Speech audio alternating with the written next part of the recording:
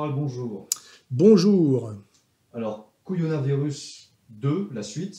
Oui. Un mois après de confinement, comment ça se passe? Pour moi, ça ne change pas grand-chose puisque je vis comme j'ai l'habitude de vivre. J'essaie de travailler sur mon bouquin. En revanche, ce qui est intéressant, c'est que cette période est une période je dirais, de radicalisation générale. C'est-à-dire que le complotisme ne peut plus être considéré comme un jeu virtuel Internet. On est quand même dans une période où c'est devenu une réalité. Hein. On est quand même tous assignés à résidence. On a perdu du jour au lendemain toutes nos libertés individuelles. On peut être menacé par la police pour aller acheter le pain. On peut même se faire fouiller son sac et un policier peut décider que vos achats ne sont pas considérés comme essentiels si par exemple il y a du Coca-Cola et pas assez de pâtes. Donc on est dans une dictature totalement absurde qui à mon avis d'ailleurs est hors de tout cadre légal. Hein. Ça correspond à ce qui est décrété en cas de guerre en gros, hein. C'est-à-dire un pouvoir totalitaire justifié par le salut du peuple et de la nation. Alors que là effectivement on est en guerre, mais on est en guerre contre un fantôme, hein, c'est-à-dire un espèce de virus dont on va parler. Parce que l'intérêt, là, c'est que quand même, avec le recul, il y a quand même des esprits qui se mobilisent hein, dans le corps politique, le corps médical, le corps même de la pensée sociologique, pour poser des questions de plus en plus, je dirais, sérieuses sur la réalité de cette pandémie telle qu'elle nous est présentée par le monde, on va dire, politico-médiatico, médical officiel. Et là, on voit qu'il y a des brèches qui sont taillées de partout. Et c'est ça l'intérêt du temps qu'on a eu depuis la dernière fois. Moi, je fais comme tout le monde. J'essaie de regarder à peu près partout. Donc, je regarde un peu les infos. Et là, je subis effectivement une terreur de masse. Hein. J'ai peur d'être malade, j'ai peur de mourir. Je me dis qu'effectivement, nous vivons une époque tragique qui peut rappeler la période de la peste noire. Et puis après, j'éteins ma télé. Je vais sur Internet. Et je regarde et je me dis, finalement, il y a l'organisation d'une peur générale qui correspond à pas grand-chose, hein, et c'est le travail que je fais.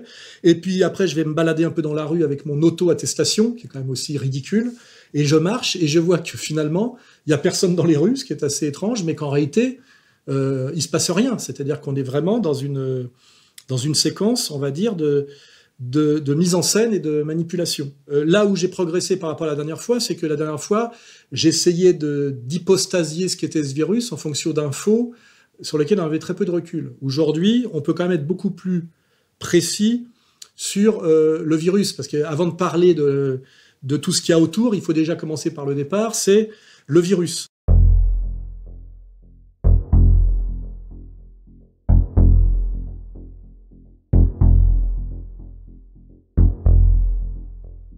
Il semble bien que ce virus est né dans un labo chinois. Alors là, on nous dit c'est un labo chinois, donc c'est les Chinois. On verra tout à l'heure que c'est très important, cette mise en cause des Chinois. Mais on peut immédiatement constater que ce labo chinois est en Chine, mais qu'il n'est pas chinois. C'est un labo qui a été monté par l'INSERM, l'Institut Pasteur, c'est-à-dire en fait la médecine française qui a à voir beaucoup avec la Fondation Rothschild d'ailleurs, et aussi avec de l'argent américain. Et si les Américains ont mis de l'argent ainsi que les Français dans ce laboratoire de 4e niveau, c'est un laboratoire pour travailler sur des virus éminemment dangereux, c'est parce que les Américains ne peuvent pas le faire sur leur propre sol parce que c'est trop dangereux. Donc on est donc là dans un labo, on va dire, franco-américain qui travaille sur des virus éminemment dangereux, je ne sais pas trop dans quel but, et visiblement, de ce labo aurait fuité un virus. Et je rappelle que le type qui est à la tête de ce labo est Monsieur Lévy, qui est le compère de la dame Buzyn, qui était jusqu'à il n'y a pas longtemps notre ministre de la Médecine, et qui a comment dirais-je, procédé à un certain nombre d'actes éminemment suspects, dont le plus suspect est dès que le docteur Raoul, par le biais d'Internet, un peu comme Trump, hein, sans passer par les canaux des médias officiels, a dit qu'il avait trouvé un traitement efficace, en fait un traitement assez classique, d'antipaludéens plus d'antibiotiques.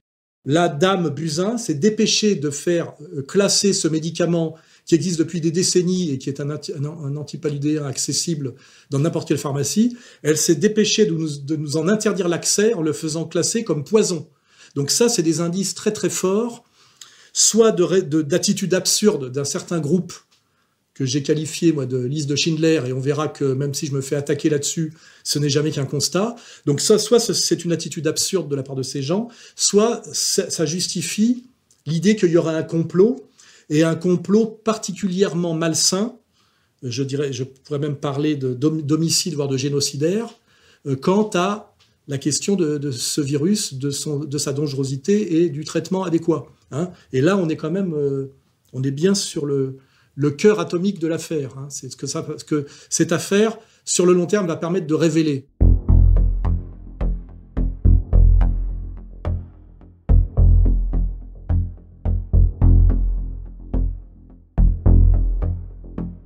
Oui, alors au départ, on nous dit que c'est un virus qui vient du monde, qui a muté de l'animal à l'homme, parce que les Chinois, sur un marché proche de Wuhan, ces vilains Chinois, mangent des chauves-souris vivantes. Et je rappelle que cette thèse de l'origine animale d'un virus nous rappelle la théorie du sida du singe vert. On verra qu'il y a beaucoup de rapports entre l'histoire du sida et ce qu'on doit appeler le Covid-19, hein, parce que c'est l'appellation, maintenant c'est Covid-19. Hein, voilà. C'est les mêmes gens qui sont derrière l'histoire du sida que les gens qui sont derrière le Covid-19, et d'ailleurs, ce monsieur Lévy. Hein, voilà. Spécialiste Donc, du VIH. Spécialiste du VIH, oui. Et là, d'un seul coup, on a une révélation très importante de quelqu'un qui est le professeur Montagnier, qui, je le rappelle, est prix Nobel de médecine et qui est considéré comme le découvreur du sida, enfin de la théorie officielle du sida, je crois, qui serait l'histoire d'un rétrovirus. Hein, on y reviendra, je ne vais pas trop creuser tout de suite. Et ce professeur Montagnier nous dit quelque chose qui est d'une vraie bombe, qui depuis d'ailleurs est une bombe qui a été étouffée, comme on étouffe tous les discours du professeur Raoul. Hein. Il y a un vrai travail de disqualification et d'étouffement de ces gens qui sont l'un et une des plus grandes sommités mondiales de la lutte antivirale. Hein. C'est pas un guignol. Hein. Les guignols sont plutôt dans le camp d'en face. Et Montagnier, c'est un prix Nobel de médecine spécialiste notamment du virus ou du rétrovirus du sida. Et lui dit qu'il a observé ce virus et que c'est un virus de synthèse. Et vous êtes arrivé à certaines conclusions.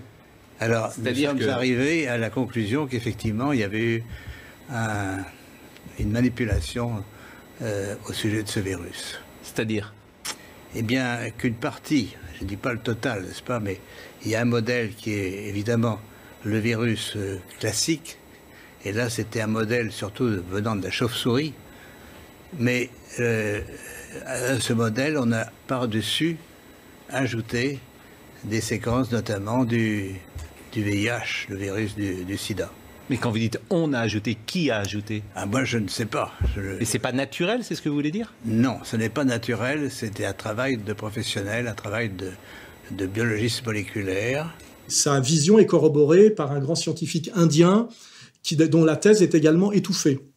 Et ce qui est intéressant, c'est que quand Montagnier dit ça, le lendemain, bordé d'injures en disant qu'il est gâteux, qu'il est débile et que même il est dangereux et qu'on devrait le faire taire.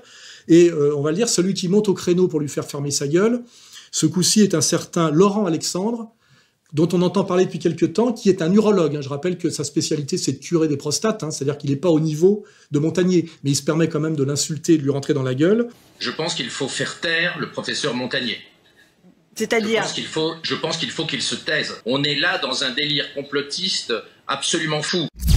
C'est un urologue belge en plus. Alors lui, il n'est jamais que celui qui propage les théories d'un Israélien eugéniste, spécialiste de l'homme augmenté et de l'eugénisme, et qui est qu'on peut qualifier d'extrême droite. Je crois il a même été... Il est à la convention de la droite. Oui, on lui a donné des tribunes dans ce qu'on appelle les cénacles d'extrême droite. C'est-à-dire que d'un seul coup, là, il n'y a plus de problème que ce mec vienne de l'extrême droite. Donc c'est un mec qui n'a pas de compétences médicales particulières. Il est urologue. C'est pas un chercheur du niveau de Raoult. Il est accoquiné avec l'extrême droite. Et là, je rappelle bien, national-sioniste, l'extrême droite pro-israélienne, pas l'extrême droite dont nous on nous qualifie. Nous sommes des nationaux socialistes patriotes de gauche, on va dire. Voilà. Et donc voilà, on a aujourd'hui, toujours pareil, bagarre entre un type éminemment compétent qui balance une bombe qui est Montagnier. Je rappelle que Montagnier est quelqu'un qui est à l'origine de la théorie officielle du rétrovirus du sida et qui est revenu sur cette théorie progressivement en disant, parce qu'il a été un peu acculé et qu'il n'est pas totalement malhonnête, en disant qu'on pouvait guérir du sida et redevenir séronégatif par une bonne hygiène de vie. We can be exposed to HIV many times without being chronically infected.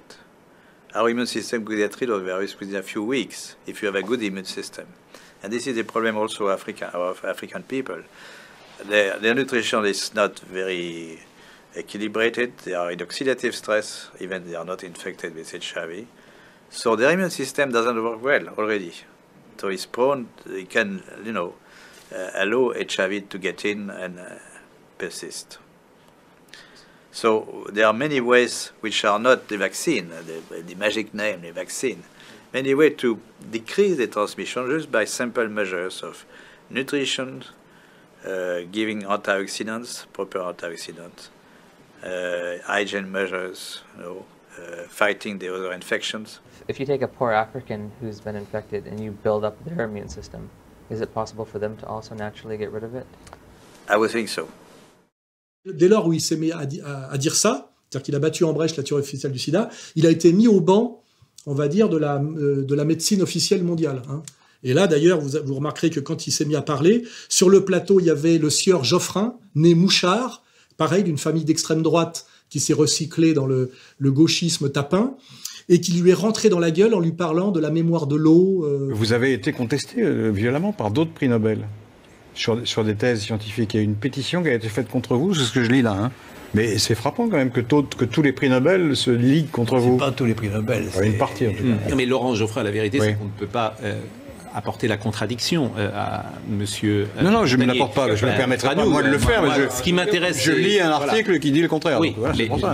Et qui a essayé, et on voyait qu'il était en mission pour l'oligarchie, pour le disqualifier à tout prix. Hein, donc à chaque fois, on a un professeur prix Nobel, et puis en face, un tapin, c'est-à-dire une pute de chantier du système, là, qui est le Geoffrin, quoi, je veux dire.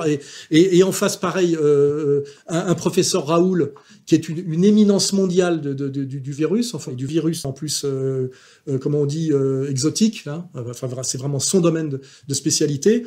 Et en face, un Laurent Alexandre, urologue belge d'extrême droite, adepte de théories eugénistes israéliennes. Hein. 80% des sympathisants gilets jaunes aiment Raoult.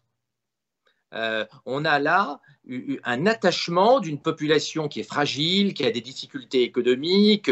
Les chiffres qui ont été habilement manipulés par Didier Raoult, ils ne savent pas les lire et les interpréter. Je ne compare pas du tout Didier Raoult à Pétain. Mais dans l'attachement à Didier Raoult, on retrouve les ressorts de l'adoration des Français à l'été 40 pour Pétain. Donc quand même, les camps sont quand même assez bien définis. Hein. Voilà.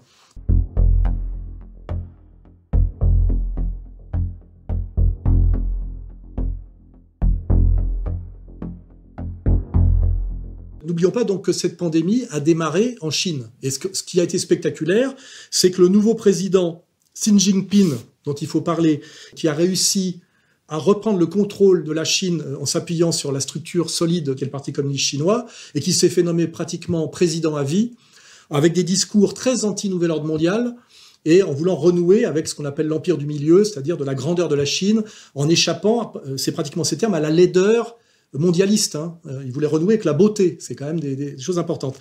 放眼全球，我们正面临100年未有之大变局。无论国际风云如何变幻，中国维护国家主权和安全的信心和决心不会变，中国维护世界和平、促进共同发展的诚意和善意不会变。我们将积极推动共建“一带一路”。 继续推动构建人类命运共同体，为建设一个更加繁荣美好的世界而不懈努力。 Et alors aujourd'hui, ce Xi Jinping est attaqué à mort par l'oligarchie mondialiste, un peu comme l'a été Poutine à une autre époque, comme traître au mondialisme. Hein. Et on met tout en ce moment sur le méchant Xi Jinping qui a remplacé, je dirais presque le général le maréchal de Corée du Nord. Hein. C'est le super Kim Jong-un. Hein, voilà. Alors lui, qu'est-ce qu'il a fait? Il a vu qu'il y avait cette fuite de virus qui se répandait dans la région du Wuhan. Immédiatement, il a circonscrit la région du Wuhan avec une démonstration de force très importante sur le plan du pouvoir politique, sur le plan militaire et puis sur le plan médical. En enfermant cette région, il a fait deux choses. Déjà, il a réglé le problème de la pandémie assez vite, qui d'ailleurs n'est pas donc pas une pandémie en Chine, mais une épidémie. Et il a empêché effectivement que cette épidémie se répande dans la totalité de la Chine. Elle a été circonscrite à une seule région. Il faut toujours connecter l'aspect médical, l'aspect politique. Il a fait une démonstration de pouvoir central, ce qui représente, par rapport peut-être à une province dissidente, hein, dont les oligarques régionaux, avec sans doute un pied dans le Parti communiste, un pied dans l'oligarchie financière, exactement ce qui s'est passé sous Eltsine en fait en Russie. Il a remis au pas peut-être une région qui était sous le contrôle d'oligarques mondialistes et qui était complice de ce qui se jouait dans ce laboratoire de 4e niveau, de laisser fuiter un virus de synthèse pour répandre en Chine une pandémie qui était peut-être la manière de mettre à genoux la nouvelle puissance mondiale, sans pouvoir l'attaquer militairement, mais la mettre à genoux par une pandémie virale. C'est pour ça que là, je crois quand même qu'au départ, il y a réellement un virus. Hein. Montagnier dit qu'il y en a un. On ne peut pas dire que ce qui s'est passé en Chine au départ dans la région du Han soit spécialement du théâtre, ou totalement du théâtre. Il y a une démonstration de force, mais il y a aussi une prise au sérieux de quelque chose qui aurait pu mettre à genoux la Chine. Or, la Chine y a échappé. Et le virus, la Chine y a échappé, mais ce virus a aussi échappé à la Chine. Là, on est dans quelque chose d'incontrôlable, hein, qui s'appelle la mondialisation des transports, etc., où ce virus s'est répandu, fatalement. Et aujourd'hui, c'est pas la Chine qui est impactée le plus massivement, c'est le monde occidental. Et notamment, je dis le monde occidental développé, puisque là où il y a peu d'échanges commerciaux et peu de déplacements de population, donc dans les régions très pauvres et très peu technologiques, il y a forcément peu de pandémies parce qu'ils ne sont pas dans les échanges mondiaux. Alors que nous qui y sommes, hein, Europe occidentale, États-Unis, on est touchés de plein fouet. En tout cas, touchés de plein fouet par la pandémie, au moins sur le plan, je dirais, politico-médiatique, médecine officielle. Après, de voir la réalité des choses, c'est beaucoup plus complexe.